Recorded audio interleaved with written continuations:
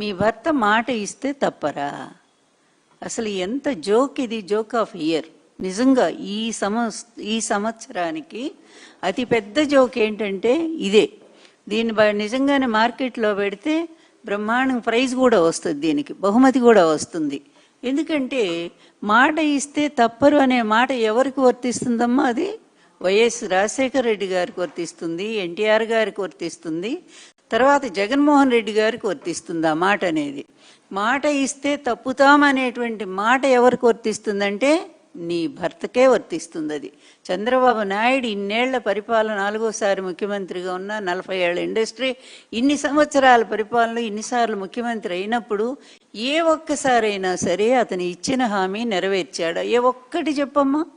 ఆయన ఏ హామీ నిలబెట్టుకున్నాడో, ఆ మాట ఇస్తే తప్పుడు కాదు, అసలు ఏ మాట నిలబెట్టుకున్నాడో ఒక్కటి మాకు చెప్పగలిగితే పబ్లిక్గా, అది పబ్లిక్గా ప్రజలు యాక్సెప్ట్ చేస్తే నిజమే ఆయన ఈ మాట మీద నిలబడ్డారని అంటే మేము కూడా ఒప్పుకుంటాము.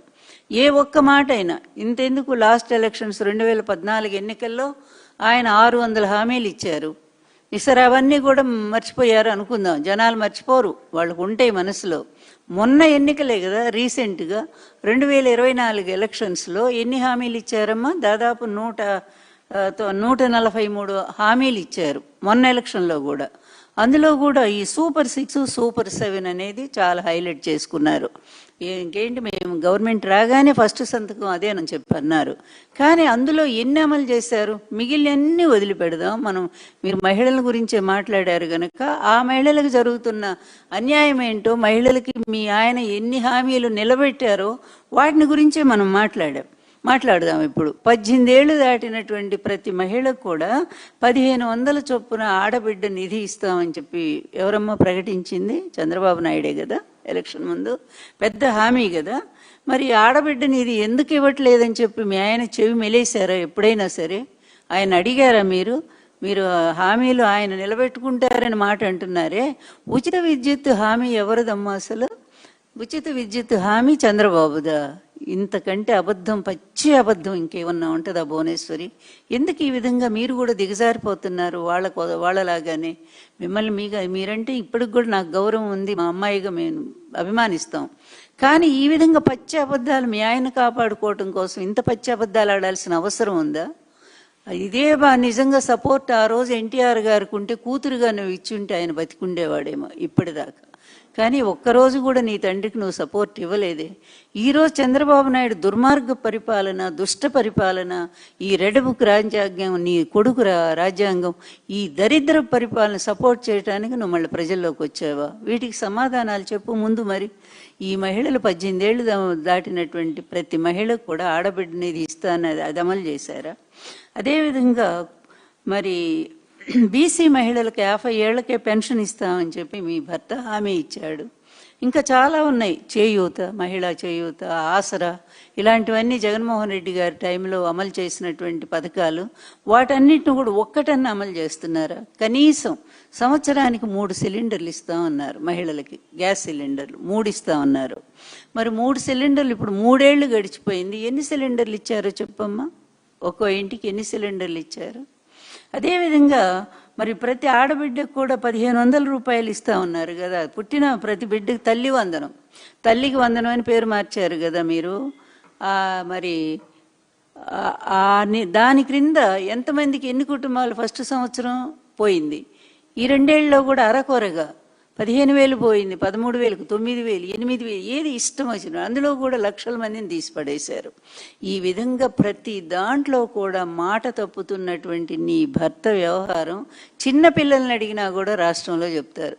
నీ పచ్చమందం ఎవరైతే ఉన్నారో అది నీ మీడియా, వాళ్ళు ఊరికి హైలైట్ చేసి చాలా గొప్పవాడు, అన్ని ఇంప్లిమెంట్ చేశాడని చెప్పి పొగిడినంత మాత్రం చేత నీ భర్త ఏనాడు కూడా నిజం మీద నిలబడలేదు. అబద్ధాల పునాది మీదే అతని జీవితం మొదటి నుంచి కొనసాగుతూ వచ్చింది. ఏ ఒక్కటి అమలు చేయలేదు. వైఎస్ రాజశేఖర రెడ్డి గారు ఈ ఉచిత విద్యుత్ పథకం ఆయన పాదయాత్రలో ప్రకటించినటువంటిది, వాళ్ళ ప్రజల కష్టాలు, రైతుల కష్టాలు చూసి. కానీ నీ భర్త అప్పుడు ఏమన్నాడో నీకు గుర్తుందా? ఒక్కసారి వెళ్ళి వెతుకు, దొరుకుతాయి, అన్నీ దొరుకుతాయి. ఉచిత విద్యుత్ ఇస్తే తీగల మీద అందులో కరెంట్ ఉండదు, తీగల మీద బట్టలు ఆరేసుకోవాల్సిందని ఎగతాళి చేసింది ఎవరు? నీ భర్తే కదా. కానీ ఆయన వైఎస్ రాజశేఖర రెడ్డి గారు వచ్చాకే కదా ఆ పథకాన్ని అమలు చేసి ఇప్పటి వరకు కూడా కంటిన్యూ అవుతూనే ఉంది తెలంగాణలో. ఇక్కడ ఏమవుతుందో తెలియదు నాకు. అట్లా ఈ పథకం ఇచ్చి మాట మీద నిలబడినటువంటి వాళ్ళు ఆ తండ్రి కొడుకులు, ఈ తండ్రి కొడుకులు కాదు. నీ భర్త నీ కొడుకు కాదు. ఎందుకంటే వాళ్ళిద్దరూ దారి ఎప్పుడో తప్పారు. నీ కొడుకు కూడా అదే తండ్రి దారిలోనే నడుస్తున్నాడు, అవినీతిలోనే మగ్గిపోతున్నాడు, అన్యాయాల్లోనే జీవిస్తూ ఉన్నాడు, అదే అరాచకాల్లోనే బతుకుతూ ఉన్నాడు. మరి తల్లిగా నీ శిక్షణ ఏంటో నాకైతే అర్థం కావట్లేదు. అట్లాంటి కొడుకుని కన్నందుకు బాధపడాలా నువ్వు నిజంగానే. అలాగే బీసీ మహిళలకి 50 ఏళ్లకే పెన్షన్ ఇస్తామని చెప్పారు, సిలిండర్లు పోయినాయి. మహిళలకు 0 వడ్డీ పథకం అన్నారు, అది పోయింది. ఈ 3 ఏళ్లలో 9 సిలిండర్లు అందలేదు, అది సరే. ఇన్ని హామీలు ఇచ్చి మాట తప్పింది ఎవరమ్మా? చంద్రబాబు నాయుడు కదా. ఈ చంద్రబాబు నాయుడు ఇన్ని అబద్ధాలతో బతుకుతూ ఉంటే ఆయన మాట ఇస్తే తప్పరు. హరిశ్చంద్రుడు 6వ సంతానం అన్నట్టుగా మీరు మాట్లాడుతుంటే నవ్వుగాకేంటమ్మా తల్లి? ఎంత నవ్వు వస్తుంది? మీరే ఆలోచించండి, మీరే ఒక్కసారి పరిశీలించండి. ఈ రాష్ట్ర పరిపాలన ఎలా కొనసాగుతుందో, ఎన్ని అరాచకాలతో సాగుతుందో, నీ కొడుకు దుర్మార్గాలు ఎంత దారుణంగా ఉన్నాయో, రెడ్ బుక్ పేరిట ప్రతిపక్షాలని ఎంత దారుణంగా వాళ్ళని మరి జైళ్ల పాలు చేస్తూ ఉన్నారో, ప్రశ్నించిన ప్రతి ఒక్కళ్ళని కూడా తీసుకెళ్ళి అరెస్ట్ చేయిస్తూ ఉన్నారే. ఇదా పరిపాలన? ఇదా ప్రజాస్వామ్యం? ఇదేనా ఒక తల్లిగా నువ్వు అంగీకరిస్తావా వీటిని? నాకు అనిపిస్తూ ఉంది ఈ మధ్య. ఎందుకంటే ఇప్పటికే రాష్ట్రంలో 3 అధికార వ్యవస్థలు నడుస్తూ ఉన్నాయి. ఇది 3వ ప్రశ్నమ్మా ఎందుకంటే మీరు ఆ విధంగా తిరుగుతూ మాట్లాడుతున్నారు కనుక అందరికి అనుమానం వస్తూ ఉంది. మీరు కూడా రాజకీయాల్లో, ప్రత్యక్ష రాజకీయాల్లోకి వచ్చేస్తారనేటువంటి అనుమానం నాకు వచ్చింది, అందరికీ వస్తానే ఉంది. ఎందుకంటే ఇప్పటికే 3 అధికార వ్యవస్థలు, అదే 3 కాన్వాయిలు, 3 ఫ్లైట్లు, అందులో చాపర్లు, 3 ప్రైవేటు విమానాలు ఈ రాష్ట్రంలో తిరుగుతూ ఉన్నాయి. ఈ రాష్ట్ర ప్రజల సొమ్ముని సర్వనాశనం చేస్తూ ఉన్నాయి. ఇక 4వ అధికార యంత్రాంగంగా, 4వ అధికారంగా మీరు, అధికార కూటమిగా మీరు వస్తారా అని అనుకుంటున్నాను నేను. రాజకీయాల్లోకి రావాలనేటువంటి ఆలోచన కనిపిస్తూ ఉంది. వస్తే ఎవరం కాదని అంటలేదు, సంతోషమే. కానీ వచ్చే ముందు ఈ రాజకీయాల్లో నీ కొడుకు, నీ భర్త చేసిన అరాచకాల క్షమాపణ చెప్పాల్సినటువంటి అవసరం మీకుంది. ఎన్టీఆర్ గారు లాంటి ఒక స్వచ్ఛమైన పరిపాలన వీళ్ళు అందించలేకపోయారు. నిజంగానే వీళ్ళిద్దరూ కలిసి దారుణంగా మోసం చేశారు. అందువలన దీన్ని ప్రక్షాళన చేయాల్సిన అవసరం ఉంది తెలుగుదేశం పార్టీని. ఇక ఈయన పనికిరాడు ఈ అధికారానికి, నా కొడుకు కూడా పనికిరాడు, నేను వస్తే మా నాన్నగారిలాగా మంచి పరిపాలన నేను అందిస్తానని చెప్పగలవమ్మా నువ్వు?